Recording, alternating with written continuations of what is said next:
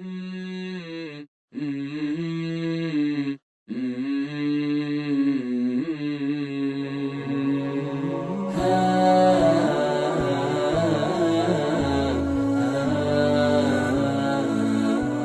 اللہ الرحمن الرحیم۔ زندگی سے لطف اٹھائیے۔ سبق نمبر 86، زندہ اور مردے کے درمیان، دوسرا حصہ۔ حدیثوں میں ہم پڑھتے ہیں کہ رسول اللہ صلی اللہ علیہ وسلم اتنا مسکراتے کہ آپ کی ابتدائی داڑھیں نظر آنے لگتی۔ ایک دن رسول اللہ صلی اللہ علیہ وسلم امی جان حضرت عائشہ رضی اللہ عنہا کے پاس تشریف فرما تھے۔ عائشہ رضی اللہ عنہا نے آپ کو 11 عورتوں کا قصہ سنایا۔ آپ سخت مشغولی میں تھے، اس کے باوجود ان کی باتیں نہایت توجہ اور دلچسپی سے سنتے رہے۔ عائشہ رضی اللہ عنہا نے بیان کیا، جاہلیت کے دور کی بات ہے، 11 عورتیں اکٹھی بیٹھیں اور یہ طے کیا کہ اپنے شوہروں کا کھلا تذکرہ کریں گی اور ان کی عادتوں سے متعلق کوئی بات نہیں چھپائیں گی۔ پہلی عورت نے کہا، میرا شوہر کمزور اونٹ کا گوشت ہے، پہاڑ کی چوٹی پر پڑا ہوا ہے، نہ پہاڑ پر چڑھنا آسان ہے اور نہ گوشت ہی ایسا اچھا ہے کہ اس کے لیے اتنی محنت کی جائے، یعنی برے اخلاق والا ہے اور اس کے ساتھ ساتھ تکبر بھی کرتا ہے۔ دوسری بولی، میں اپنے شوہر کا حال بیان نہیں کر سکتی، مجھے ڈر ہے کہ اسے چھوڑ نہیں سکوں گی، اگر اس کا ذکر کروں گی تو سب کچھ کہہ ڈالوں گی، یعنی شوہر میں عیب بہت ہیں، کچھ کہوں گی اسے پتہ چلے گا تو طلاق دے ڈالے گا، اس لیے خاموش رہتی ہوں۔ تیسری نے کہا، میرا شوہر لمبا تڑنگا ہے، عقل اس کے ٹخنوں میں ہے، بولتی ہوں تو طلاق دی جاتی ہے، خاموش رہتی ہوں تو بھی لٹکی رہتی ہوں کہ نہ وہ چھوڑتا ہے اور نہ شوہروں جیسا سلوک کرتا ہے، وہ مجھے تلوار کی دھار پر چلاتا ہے۔ چوتھی کہنے لگی، میرا شوہر تہامہ کی رات کے مانند صاف ستھرا اور درمیانی عادت والا ہے، نہ ٹھنڈا نہ گرم، نہ کوئی خوف ہے اور نہ اکتاہٹ۔ پانچویں نے کہا، میرا شوہر گھر آئے تو چیتے کی طرح لمبی نیند تان کر سوتا رہتا ہے، یعنی عیب تلاش نہیں کرتا، غلطیوں سے درگزر کرتا ہے، گھر سے باہر ہو تو شیر کی طرح بہادر، کھلے دل کا ایسا کہ پیسوں کے متعلق کبھی نہیں پوچھتا۔ چھٹی عورت بولی، میرا شوہر کھانے بیٹھ جائے تو سب کچھ ہڑپ کر جاتا ہے، پینے لگے تو ایک بوند نہیں چھوڑتا، بستر پر آئے تو پوری چادر خود لپیٹ کر منہ دوسری طرف کر کے سو جاتا ہے، ہاتھ بڑھا کر میرا حال پوچھتا بھی نہیں ہے۔ ساتویں بولی، میرا شوہر بدھو اور پاگل ہے، دنیا کی ہر بیماری اس میں موجود ہے، تم اس سے بات کرو گی تو تمہیں گالی دے گا، کوئی مذاق بھولے سے کر بیٹھو تو اینٹ اٹھا کر سر پر دے مارے گا، ورنہ کوئی ہڈی پسلی توڑ دے گا یا سر بھی پھوڑ دے گا اور ہڈی بھی توڑ دے گا۔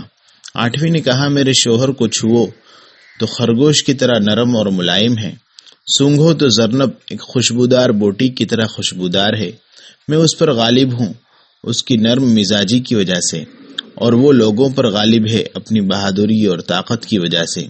نویں خاتون کہنے لگی، میرے شوہر کی تلوار لمبی ہے، یعنی لمبا ہے وہ، اس کے صحن میں راکھ کے ڈھیر لگے رہتے ہیں، یعنی لوگ اتنے مہمان آتے ہیں کہ ان کا کھانا پکنے میں بہت لکڑیاں جلتی ہیں، اس طرح بہت راکھ ہوتی ہے۔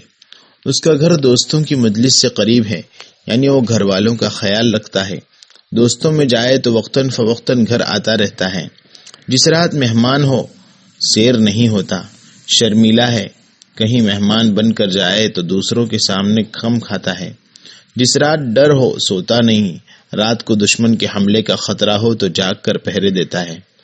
10ویں نے کہا، میرے شوہر کا نام مالک ہے، تم کیا جانو کہ مالک کون ہے، اس کی بے شمار خوبیوں کو بیان کرنا ناممکن ہے۔ مالک سب سے اچھا ہے، اس کے پاس بہت سے اونٹ ہیں جو ہمیشہ اپنے باڑوں میں بندھے رہتے ہیں، باہر چرنے کا انہیں کم ہی موقع ملتا ہے، یعنی مہمانوں کے آنے کی وجہ سے ذبح ہوتے رہتے ہیں۔ اونٹ جب آگ جلانے والے کی آواز سنتے ہیں تو انہیں یقین ہو جاتا ہے کہ اب ان کی خیر نہیں۔ 11ویں عورت ام زرع بولی، میرا شوہر ابو زرع ہے، تم کیا جانو کہ ابو زرع کون ہے، اس نے میرے کان زیورات سے بھر دیے ہیں، میرے پٹھے چربی سے بھر دیے، یعنی اس کے پاس رہتے ہوئے میں خوب کھا پی کر موٹی ہو گئی، اس نے میری اتنی تعریف کی کہ مجھے اپنا آپ اچھا لگنے لگا۔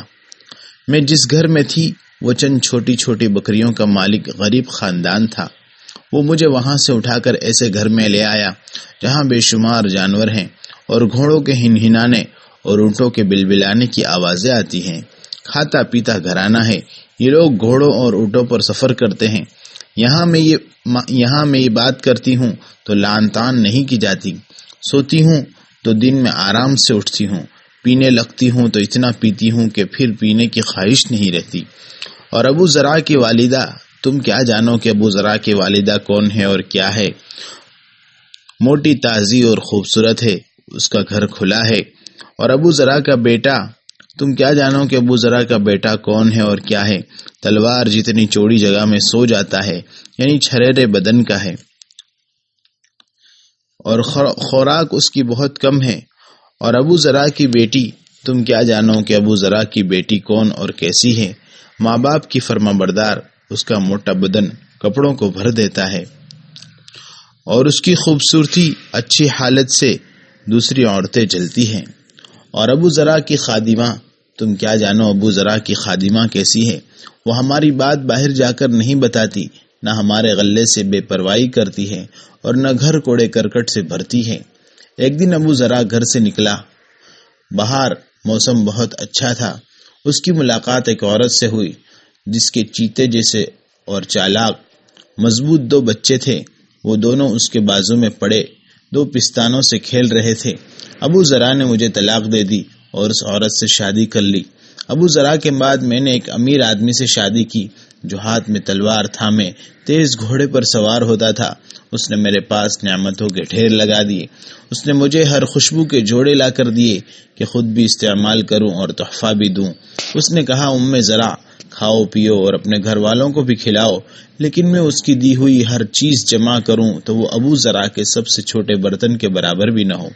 سبحان اللہ، پہلی محبت کبھی بھلائی نہیں جاتی ہے، جس کا نقش دل سے مٹائے نہیں مٹتا۔ یہاں یہ قصہ پورا ہوا۔ رسول اللہ صلی اللہ علیہ وسلم نے اسے دلچسپی اور غور سے سنا۔ پھر عائشہ رضی اللہ عنہا سے فرمایا، میں تمہارے لیے ویسا ہوں جیسا ابو زرع زرع کے لیے تھا۔ تو جناب، اس امر پر ہمارا اتفاق ہو گیا کہ لوگوں کو اہمیت دینے اور ان سے نرمی اور محبت کا اظہار کرنے کا بڑا فائدہ ہوتا ہے۔ دوسروں کو اہمیت دینا دراصل اپنی اہمیت بڑھانا ہے۔